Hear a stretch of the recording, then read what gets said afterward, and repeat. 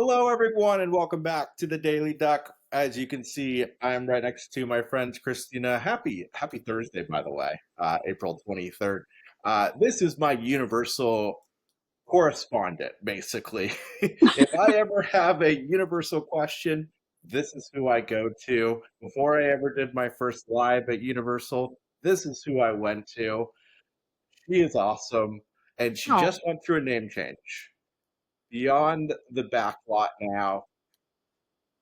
Thank you so much for being on. I appreciate it. no problem. Glad to be here. And you are actually live from Universal, so this is all perfect as we're going to talk a lot about Universal in this episode. But before we do that, why the name change?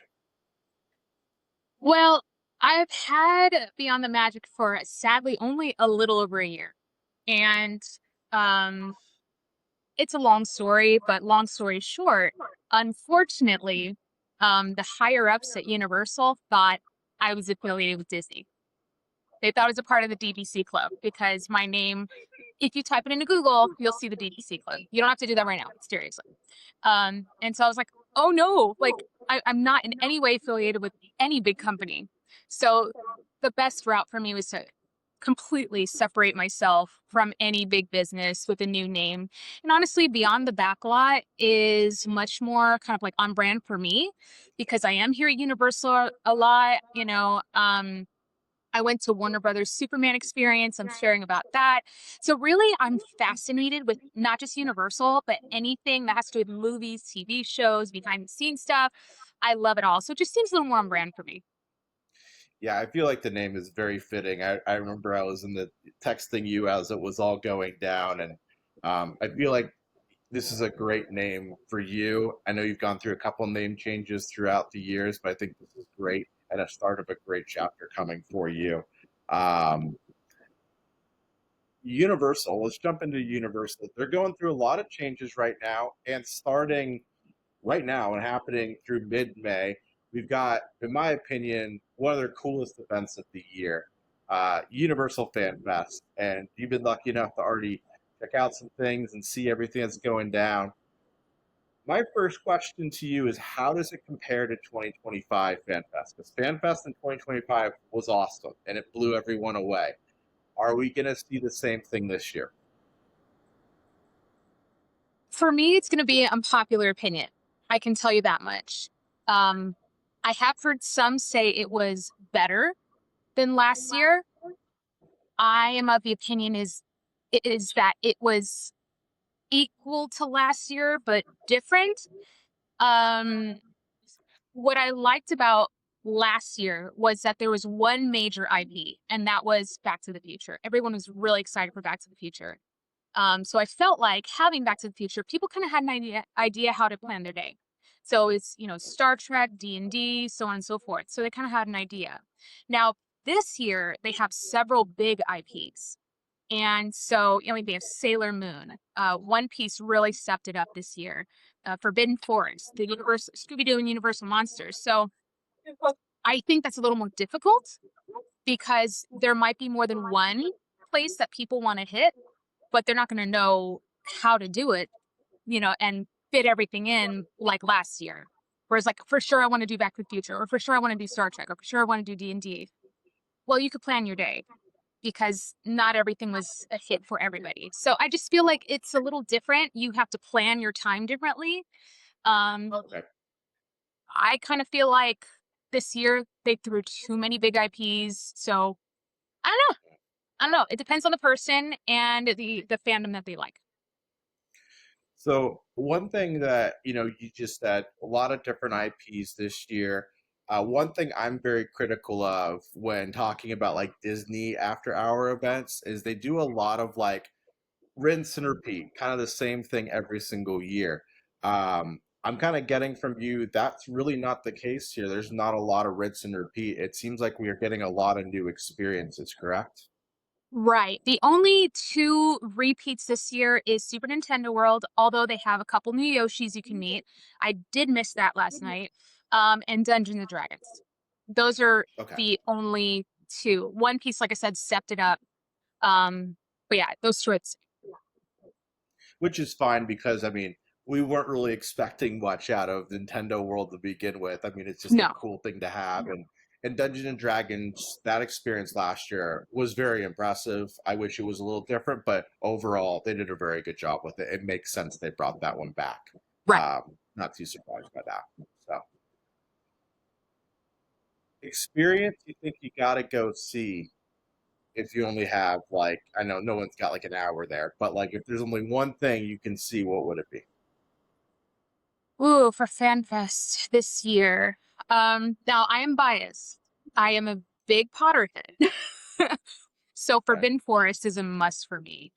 Um, what I will say is if you're a One Piece fan, I really like that they did convert Waterworld for One Piece. I was very impressed with what they did with that area. Very, very impressed. Um, and then the Scooby Doo and Monsters, I was also happily impressed because I thought it was only going to be the Court of Miracles that they were going to block out. Turns out it's all of Little Europe.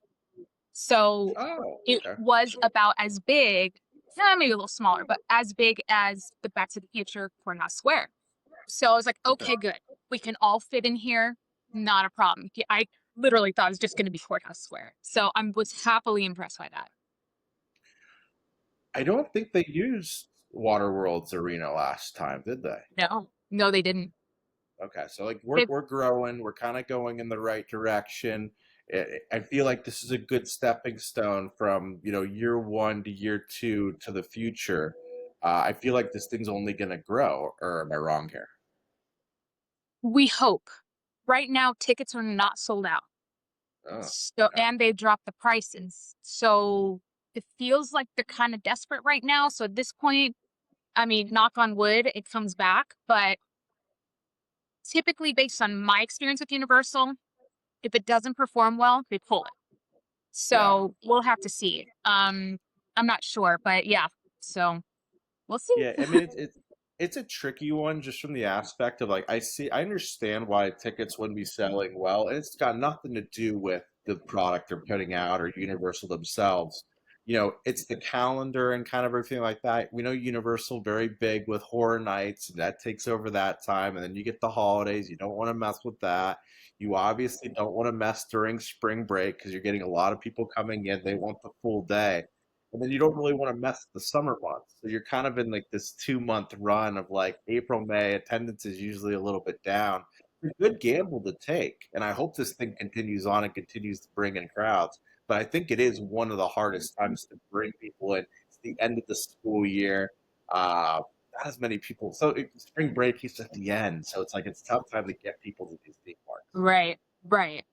Now, what I will share with you, kind of off topic, is what I did find interesting, and I just thought your viewers might want to hear this as well too. I found it interesting, is that they have a full section, like a walkthrough for Jurassic Park. However, no Oh one yeah. knows this because it's not Okay. advertised. I don't know Okay. why Yeah. that So is, but I found that really interesting. There's no advertisements. They do have the merchandise, they have the walkthrough, but no one knows about it. And I loved it. interesting. I thought that was awesome. So I don't know. This is Um, I don't want fascinating. I don't want to put you in a position of spoilers, but I have to ask, does the tram get involved this year? With Jurassic or in Any general. in general, is the studio tour a possibility? Because last year, obviously, you went down Back to the Future, that whole thing. Is there anything like that this year? Well, in order to get to Little Europe, you have to take the tram. Oh, okay, cool. So Oh, it is very similar to last year's Back to the Future or even Halloween Horror Nights. So it transports you. okay, cool. Okay, I was thinking. Oh, yeah, completely Yeah, blanked on that. Okay, yeah, that makes full sense. you're fine. um, All right. Well, everyone, make sure that you go get your tickets for Universal Fan Fest. I hope to be going next weekend. I'm super excited about it. Make sure. Really? I hope to be. I hope to be. We'll see if it happens. My calendar is all messy right now. I hope to be there next weekend, and then obviously pay attention to Christina's accounts here because she's going to be kicking out a lot of stuff. I know it's not your only time you're going to be there For what on it's this run. worth, I plan on putting out a video, a non spoiler video on how to try tips on how to try and maximize your fan fest visit. That's a good idea. Yeah, that's great. So keep an eye out for that. Perfect. So that's not the only big news coming out of Universal Studios these days. Big announcement coming out, or big traction coming out, as Fast and the Furious, the ride, the roller coaster, the thing on the hill is opening up soon. I have to ask you about it. How excited are you about this thing? um, sorry, I didn't mean to laugh. I have no filter. Um, I have very mixed reviews. Okay. I'm excited for coaster lovers, but if you want full transparency, I will give it to you. I don't think I've even shared this with my viewers. Yeah, go So for it. you heard it here with Sean. I think it was a mistake where they placed it, Okay. and I don't think it was necessary. Here Okay. is why. I feel like sometimes Universal Studios Hollywood tries to compete with Universal Orlando. Fair. Universal Studios Hollywood is in no way like Universal Orlando. I don't think a coaster was needed. This is a working studio here. When people come here, they should be expecting a different experience than Orlando. So to bring a coaster like this here, I don't feel is necessary, because they also cut out 2 shows with animal actors and the special effects, which was pretty big here. So the only show they have left really is Waterworld. Yeah. And so unfortunately, I kind of miss the nostalgia. Sean, you and I have talked about this before, about the nostalgia, and I miss nostalgia here at Universal. But another thing that I really don't like is the Wizarding World of Harry Potter is just supposed to envelop you into the Wizarding World. And now, by the entrance gate, if you're walking out, you see a gigantic Fast and Furious logo, which ruins the feel, in my opinion. So, kind of disappointed about that too. I think it's an eyesore. I don't think it was necessary. However, I am excited for those who do love coasters. Because you have Six Flags here, you have a coaster at Disneyland, you have a bunch at Knott's Berry Farm, so I can understand why they'd want to throw it in here to kind of compete with everything else. But I just felt like it wasn't necessary. Yeah, I mean, I agree with you on the aspect of it feels very squished in. I mean, I love roller coasters, so I'm very excited to get on it. I think it's going to be a fantastic ride, but I do feel you're right. It is squished in there. It kind of is.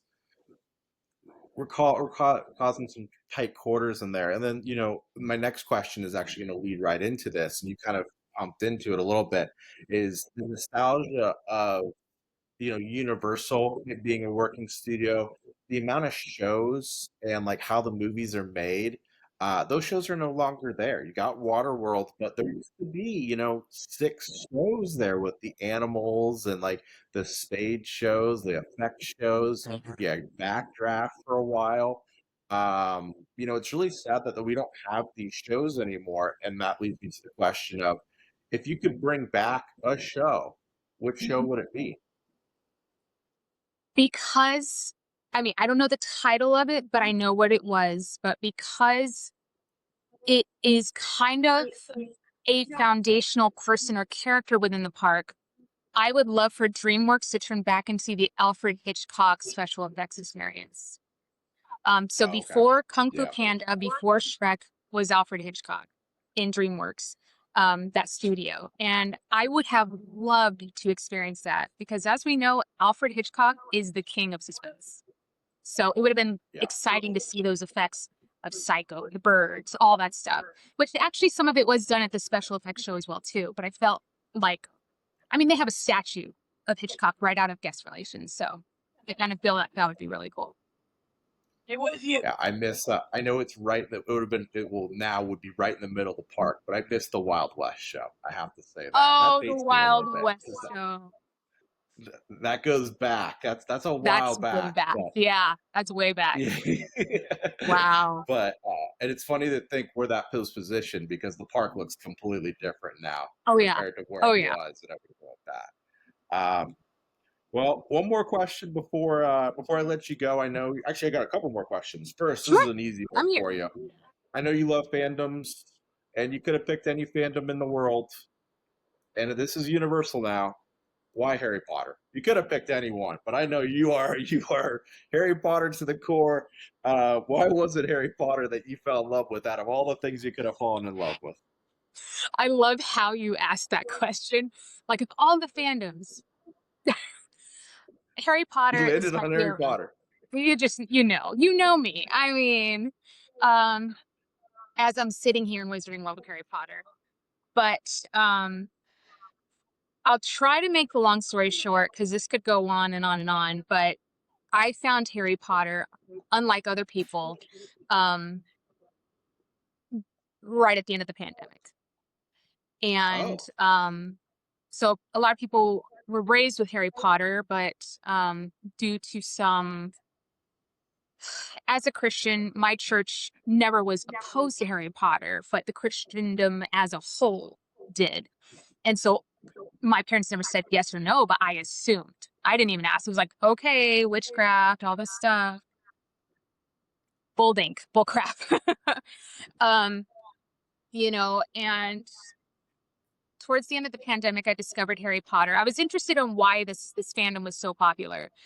And ironically, it came at a really hard time in my life where during the pandemic, I lost 12 loved ones. 12 people jeez. passed away during the pandemic. This includes, started off with my grandfather, my great aunt, my great uncle, my other grandfather who shot himself, my other grandmother, um, my uncle, family pet, a church member who was like an aunt. So it was just one after another.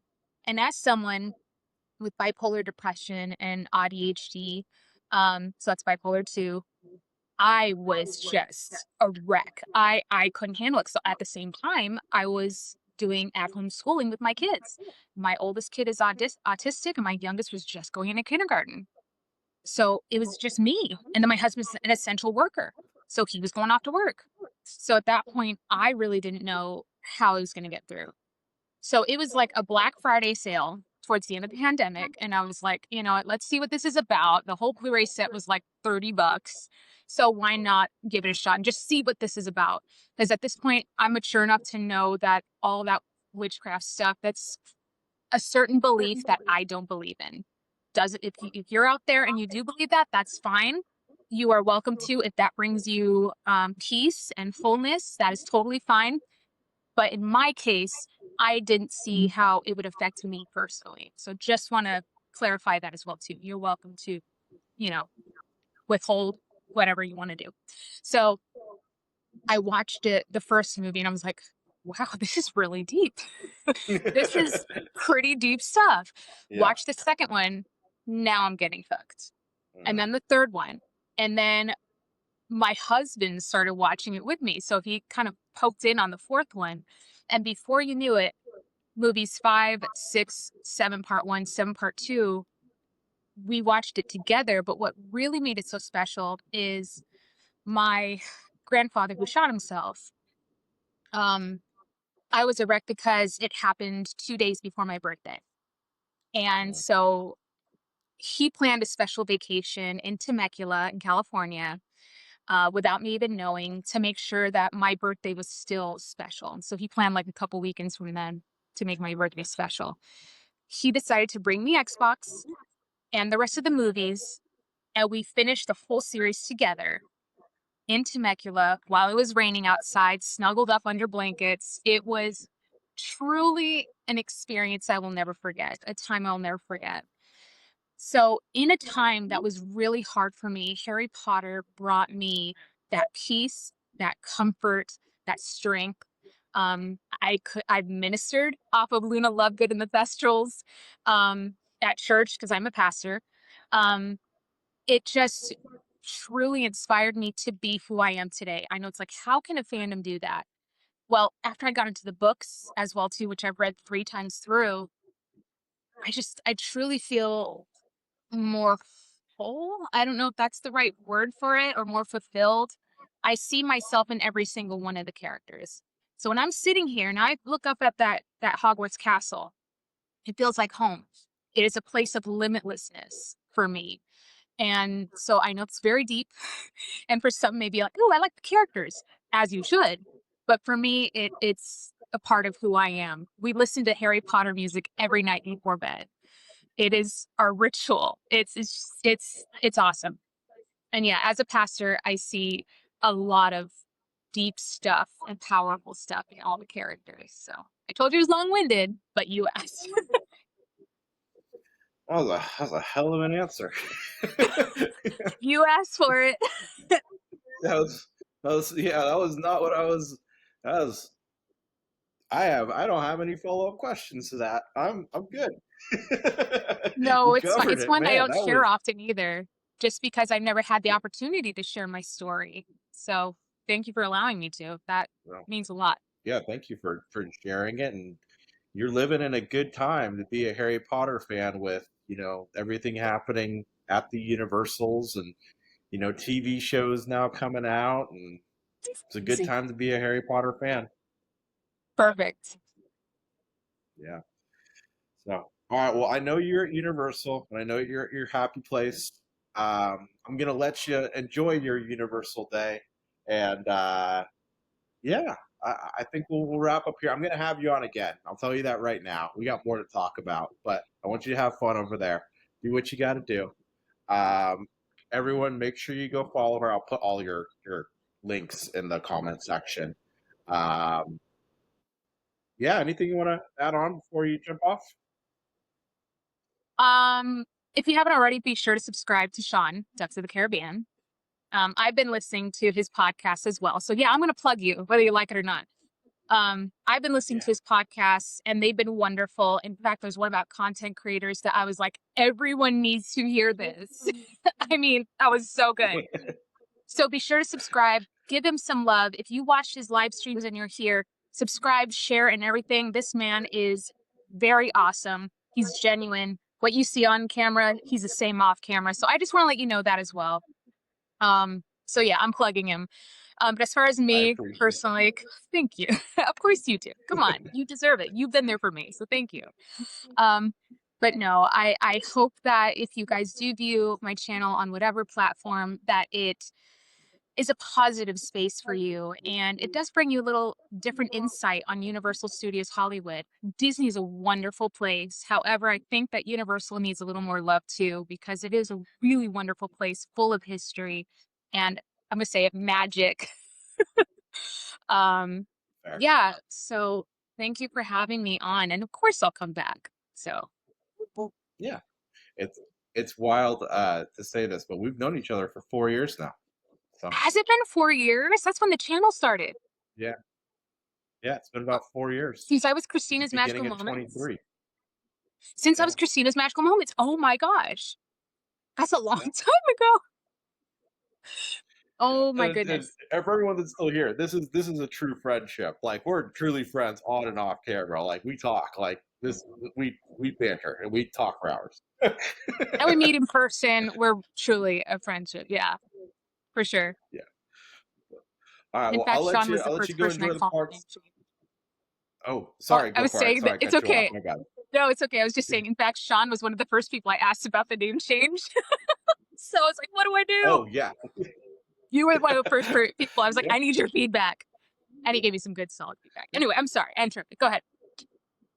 No, you're good. I was just saying, I'll let you go enjoy the parks now and have a good time. And I hope the weather out there is good. And I hope to see you soon. So. See you soon. All right. See you later. Bye.